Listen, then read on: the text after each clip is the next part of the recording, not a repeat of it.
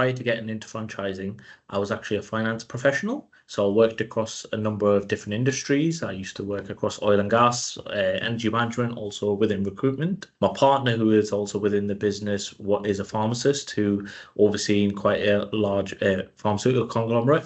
And so we are quite a corporate background, but we also owned convenience stores and post offices as well. After that, we kind of thought we wanted to come into something a little bit more fulfilling that we could give back.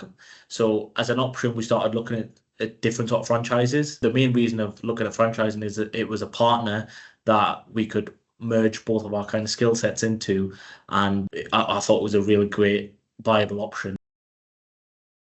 Life as a franchisee, very busy. We're constantly on the go. No one day is the same. You have to wear a hat where you can look at recruitment.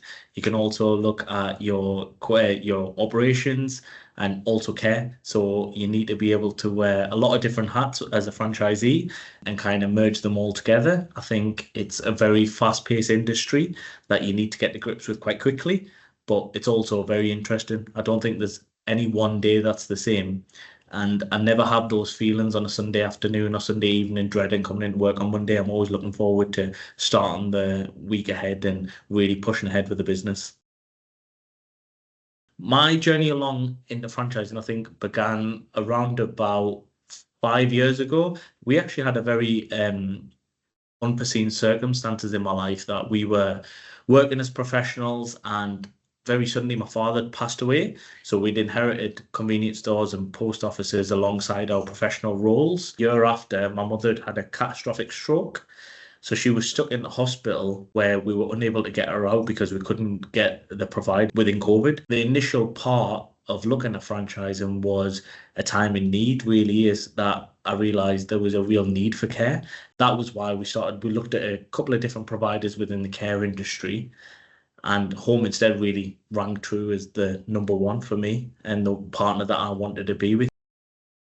I think the number one piece of advice I would give is research. So from all aspects. So I think it's very important that you understand the good, the bad, and more importantly, what the ugly is, because I think it can be very tricky. And as long as you have research and you know what you're getting yourself into, it's a very rewarding career. I think if you're coming into a franchise network and making sure that you're actually utilizing it, because I've seen from my own experience that people are coming in and kind of working within silos, and I don't think that's using the strength of the franchise model. If you're coming into a franchise model, I think you really need to lean on your peers for their experience and the benefit of their experiences that they've come to, whether that be someone very new into their journey or someone very experienced. You've got a wide variety of skill sets there that you can lean on at times in need, or even times when you need to freshen things up and give yourself a bit of impetus.